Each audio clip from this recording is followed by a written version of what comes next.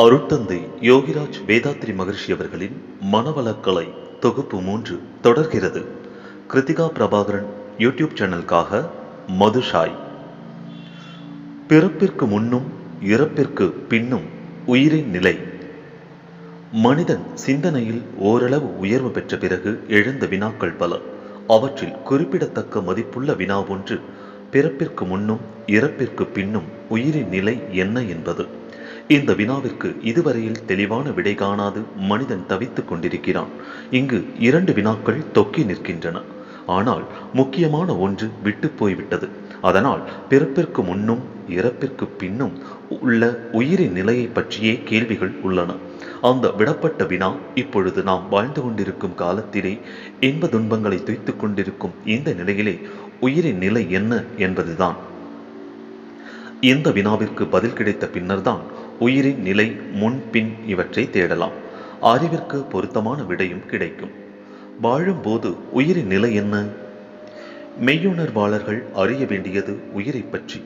இதுவரை உயிரை பற்றி எத்தனையோ கற்பனை கதைகள் வந்துள்ளதே தவிர உண்மை விளக்கம் இல்லை. வேதங்களிலும் உபநிஷத்துகளிலும் உயிரை பற்றி விளக்கம் இல்லை. விஞ்ஞானத்தாலும் இதுவரை உயிரை உணர்ந்து கொள்ள முடியவில்லை. கருவிகளை வைத்துக்கொண்டு உயிரை அறிய முயற்சித்தும் இதுவரை யாரும் அதில் வெற்றி பெற இயலவில்லை. வேதாந்திகளாலும் விளக்க முடியவில்லை. மருத்துவ விஞ்ஞானத்தால் கருவிகளால் உடலை ஆய்ந்தும் காண முடியவில்லை என்றால் உயிர் என்பது உண்மையில் உண்டா இல்லையா? இல்லை என்று எவரும் துணிந்து கூற முடியாது. அதை எப்படி உணர்ந்தார்கள், யார் தெரிந்து கொண்டார்கள் என்றால், உயிரின் மீது மனம் வைத்து கூர்ந்து நினைவை ஒடுக்கி ஆற்றும் யோகத்தின் மூலமாக, அகத்தவத்தின் மூலமாகத்தான் முன்னோர்களில் பலர் தெரிந்து கொண்டார்கள். அகத்தவத்தின் மூலமாக அறிவும் மனமும் உயிரையே அடித்தளமாக நிலைக்கலனாக பற்றி விரிந்தும் சுருங்கியும் இயங்கும் உண்மையை அறிந்து கொண்டிருப்பதினாலே அந்த அனுபவ அறிவை கொண்டுதான் உயிரை உணர முடியும். அதே உயிரைத்தான் ஆக்கினை தவத்தில் அழுத்தம் என்ற உணர்வாக பெறுகிறோம். உயிருக்கு யோகிகள் குண்டலினி சக்தி என்று பெயர் கொடுத்துள்ளார்கள். குண்டலினி என்றால் உயிர் சக்தி என்று பொருள். அந்த குண்டலினி யோகத்தின் மூலமாக அனைவரும் உயிர் உணர்வு பெறலாம்.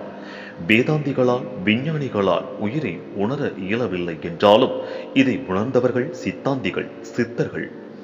சித்தம் என்றால் உயிர். சித்தத்தை அந்தமாக கொண்டு சத்து, சித்து, அனந்தம் என்று மனிதனின் நிலையை 3ஆக பிரித்தார்கள். அவன் தன் ஆதி நிலையை சத் என்றும், மெய்ப்பொருள் என்றும், அதிலிருந்து பின்னமாகிய உயிர்நிலையை சித் என்றும், அந்த உயிரிலே இயங்கக்கூடிய புலன்கள் மூலமாக எழும் மனதால் உணரத்தக்க மலர்ச்சிகளை அனந்தம் என்றும், இம்மூன்றையும் ஒன்று கூட்டி ஒரே வார்த்தையாக சத், சித், அனந்தம், சச்சிதானந்தம் என்று கூறினார்கள். இதை உணர்ந்தவர்கள் சித்தர்கள். அவர்கள் உயிரை பற்றி விளக்கி இருக்கின்றார்கள். அந்த உயிருக்கு உவமை இல்லை. ஆனால் உயிரை அறியும் முறையை தெளிவுபடுத்தி இருக்கிறார்கள். அதுதான் அகத்தவம் என்ற குண்டலினி யோக சாதனை. உயிர் என்பது மிக மிக நுண்ணிய துகள். அது ஆகாசம் எனப்படும் முதல் பூதம். அதனுடைய திணிவு நிலை வேறுபாடுகள் தான் காற்று, நெருப்பு, நீர், நிலம் என்ற மற்ற 4 பூதங்களும். உயிர் என்பது என்ன என்று உணர்ந்து கொள்வேமே ஆனால் அதுவேதான் இறைவெளியின் பகுதி நிலையான பின் எனர்ஜி பார்ட்டிகள் ஆகும். இதுவே பரமாணு. அதனுடைய திணிவு நிலையை பிரபஞ்சத்தில் உள்ள எல்லா தோற்றங்களும் என்பதை உணரலாம். இந்த உயிருக்கு மூலமான ஆதி நிலையே மெய்ப்பொருள். காணாத தெய்வத்திற்கும் காணும் உலகத்திற்கும் இடையே நடுநாயகமாக விளங்கிக் கொண்டிருப்பது பரமாணு எனும் உயிர். அந்த உயிரை உணர்ந்தால் ஒழிய உயிரின் படர்க்கை நிலையான மனதை உணர முடியாது. மனதை உணர்ந்தால் அல்லாது அதனுடைய அடித்தளமாக உள்ள பிரம்மத்தை, இறைநிலையை உணர முடியாது. விஞ்ஞான கருவிகளை கொண்டு மனதையோ உயிரையோ மெய்ப்பொருளையோ உணர்ந்து கொள்ள வழியே இல்லை. இம்மூன்று பொருட்களும் மறைபொருட்களாகும். இந்த மறைபொருட்களை விளங்கிக் கொள்வதற்கு, உணர்ந்து கொள்வதற்கு ஏற்ற ஒரு ஆற்றலை அறிவு பெற்றிருக்கும் சிறப்பு நிலைக்குத்தான் 6வது அறிவு என்று பெயர். இப்பொழுது நமக்கு உயிர் இருக்கிறது. இந்நிலையில் உயிர் என்பது என்ன, அது எவ்வாறு இயங்கிக் கொண்டிருக்கிறது என்பதை முதலில் உணர்ந்து கொள்வோம். பஞ்சபூதம் என்ற வடமொழியில் சொல்லப்படும் பிருத்திவி, அப்பு, தேயு, வாயு, ஆகாசம் என்று இவையே தமிழில் நிலம், நீர், நெருப்பு, காற்று, விண் எனப்படுகின்றன. பஞ்சபூதங்களின் கூட்டாக அமைந்த நிலைகள்தான் இந்த உடல், உயிர், கோள்கள், பிரபஞ்சம் முழுவதும். பஞ்சபூதம் அன்றி வேறெதுவும் இல்லை. அதனால்தான் வேதங்கள் கூட பஞ்சபூதங்களை விளக்கி வந்தன. அதற்கு முடிவாக உள்ளதை பரம் என்று வேதாந்தத்தில் கூறினார்கள். வேதத்திற்கும் அந்தமாக, அதாவது முடிவாக உள்ளவன் இறைவன். அதனால்தான் வேதம் அந்தம், வேதாந்தம் என்று பெயர் வந்தது. பஞ்சபூதங்களில் விண் என்று சொல்லப்படுவது எதுவோ அதுவேதான் இந்த உடலிலே உயிர் எனப்படுகின்றது. இதையே வடநூலார் ஆகாசம் என்பர். இந்த ஆகாசம் என்ற நிலை 3 இடங்களில் வேறுபட்ட பெயர்களால் வழங்கப்படுகின்றது. அவை 1 மகாகாசம், 2 பூதாகாசம், 3 சித்தாகாசம் என்பதாகும். மகாகாசம் என்பது பிரபஞ்சம் முழுவதும் நிறைந்துள்ளது. பேரியக்க மண்டலம் முழுவதும் ஆகாசம் என்ற துகள், அதாவது விண் நிறைந்து ஒவ்வொன்றும் தன்னைத்தானே சுற்றி கொண்டு அந்த இயக்க தொடரில் ஆற்றல் களமாக இருந்து கொண்டிருக்கின்றது. அந்த ஆகாசம் என்ற துகள் இணையும் பொழுது அந்த இணைப்பிலே உள்ள திணிவுக்கேற்ப காற்றாகவும் நெருப்பாகவும் நீராகவும் நிலமாகவும் விளங்குகிறது. விண்ணின் கூட்டு சேர்க்கைதான் மற்ற 4 பூதங்களும் ஆகும். அகண்டாகாரமாக இந்த பேரியக்க மண்டலம் முழுவதும் எங்கும் நீக்கமர நிறைந்த ஆகாசத்திற்கு மகாகாசம், அதாவது யூனிவர்சல் லைஃப் என்று பெயர். எல்லா தோற்ற பொருட்களிலும் ஊடுருவி இயங்கிக் கொண்டும் அழுத்தம், ஒலி, சுவை, மனம் இவையாக மாறக்கூடிய காந்த அலைகளை வெளியிட்டுக் கொண்டும் இருக்கக்கூடிய ஆகாசத்திற்கு பூதாகாசம், அதாவது பிசிக்கல் லைஃப் என்று பெயர். அதே விண் உடலிலே இயங்கிக் கொண்டிருக்கும் பொழுது மனமாக இயங்கும் சிறப்பலைகளை வெளியிடுவதால் அதற்கு சித்தாகாசம் என்று பெயர். உயிரின் படர்க்கை நிலையே மனம். சித்தம் என்றால் உயிர்த்துகள் மையத்திலே அமைந்துள்ள அறிவு, அதாவது கான்சியஸ்னஸ் ஆகும். அது உயிரையே இடமாக பெற்று இயக்க நிலையமாக பெற்று அதிலிருந்து புலன்கள் மூலமாக படர்க்கை நிலை எய்தி மனமாக இயங்கிக் கொண்டிருக்கின்றது. சித் என்றாலே இயக்கம். மனதை உயிரிலே ஒடுக்கி அந்த உயிரை உணர்ந்தும் உயிருக்கு அப்பால் நின்று உயிரை உணர்ந்தும் உயிரின் தன்மையை உணர்ந்தார்கள் அகத்தவ ஞானியர்கள். அதே உயிர்த்துகள்கள் சேர்ந்ததுதான் பஞ்சபூதங்கள் என்பதையும் உணர்ந்தார்கள். பிரபஞ்சத்தை உணர்ந்தார்கள். இயக்க நியதியை உணர்ந்தார்கள். புதிதாக அறியக்கூடிய அறிவை புத்தியாக வைத்து அந்த புத்தியினாலே செய்வதெல்லாம் பதிவாக இருக்கும் நிலையை சித்தம் என்றார்கள்.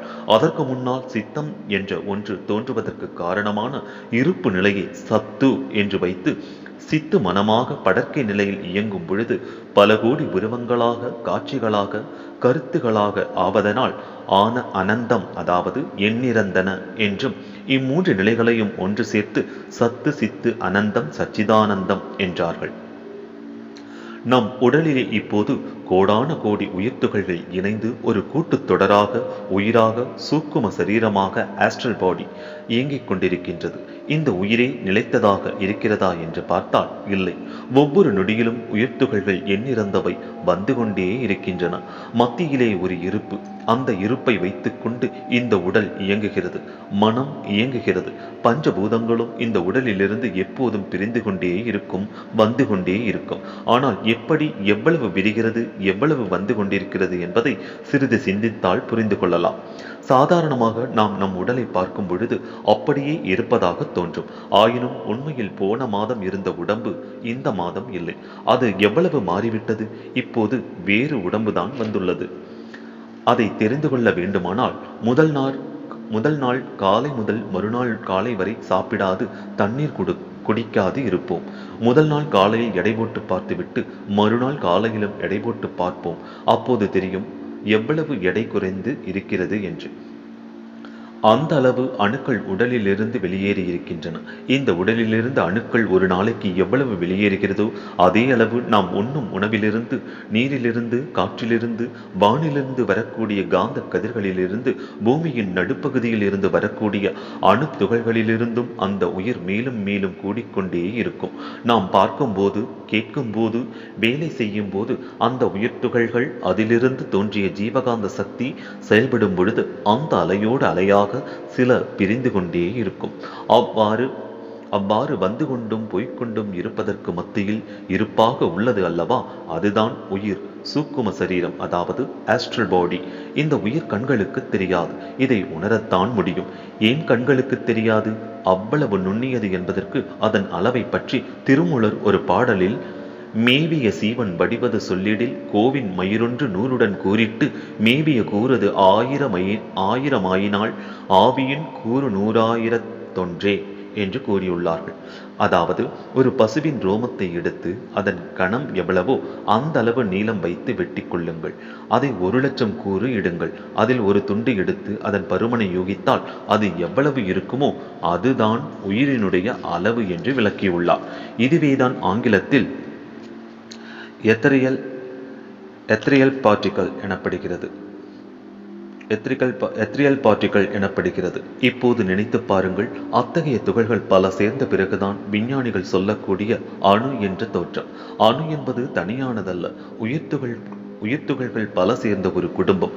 அந்த அணுக்கள் பல சேர்ந்தால் பேரணு, மோல்கியூல், அவை சேர்ந்த ஒரு திணிவு நிலைதான் நாம் பார்க்கக்கூடிய அத்தனை தோற்றங்களும் ஆகும். பேரியக்க மண்டலத்தில் உயிர் சக்தி எனும் பரமாணு துகள்கள் விரைவாக சுழன்று இயங்கும் போது அவற்றை சுற்றிலும் அமைந்துள்ள இருப்பு நிலையான இறைவெளியில் உரசுகின்றது. அப்போது ஏற்படும் அலைகள்தான் வான்காந்தமாகி அணுக்களின் திணிவு நிலைகளின் வேறுபாடான பஞ்சபூதங்களின் அழுத்தம், ஒலி, சுவை, மனம் எனும் 6 நிகழ்ச்சிகளாக மலர்கின்றன. இதே பரமாணு எனும் விண் பஞ்சபூதங்கள் கூட்டான சீவ இன உடலில் விரைவாக சுழன்றோடி கொண்டிருக்கும் போது சுற்றியுள்ள இறைவெளியில் உரசுவதால் விளைந்து கொண்டே இருக்கும் விரிவலைதான் ஜீவகாந்தமாகும். ஜீவனின் பருவுடலோ பஞ்சபூத கூட்டான அணுத்திரள்கள் எனும் செல்களால் கட்டப்பட்டது. இப்பருவுடலில் ஊடுருவி சுழன்றோடி கொண்டிருப்பது உயிர்த்துகள்கள். உயிர்த்துகள்களிலிருந்து வெளிவந்து கொண்டிருக்கும் அலைகளின் மொத்த கூட்டுதான் ஜீவகாந்தம். காந்த ஆற்றலின் தன்மாற்ற நிகழ்ச்சிகளே விளைவுகளே அழுத்தம், ஒலி, சுவை, மனம் என்பன ஆகும். தாய் தந்தையர் கொடுத்தது. இப்போது உயிர் என்பது என்னவென்று உணர்ந்தோம். ஒரு ஜீவனின் உடலில் உயிர் சக்தி இயங்கும் பொழுது அதனுள் நிறைந்த ஜீவகாந்த அலை அழுத்தமாக, ஒலியாக, சுவையாக, மனமாக மாற்றம் பெற்று கொண்டிருக்கிறது என்பதையும் உணர்ந்தோம். ஆனால் இந்த உயிர் எங்கிருந்து உடலுக்கு வந்தது? எந்த நேரத்தை, காலத்தை இந்த உயிருக்கு தொடக்கமாக கொள்ளலாம்? பிறந்த நாளை கொள்ளலாமா? பிறந்த போதுதான் உயிர் வந்ததா? கருத்தரித்த போது வந்ததா? அதற்கு முன்னதாக உயிர் இருந்ததா என்ற கேள்விகள் எழும்போது அவற்றிற்கு தக்க விடை காண வேண்டும். மேலும் மனவளக்கலை பற்றி அறிந்து கொள்வோம் நண்பர்களே. காத்திருங்கள். மனவளக்கலை தொகுப்பு 3 தொடரும்.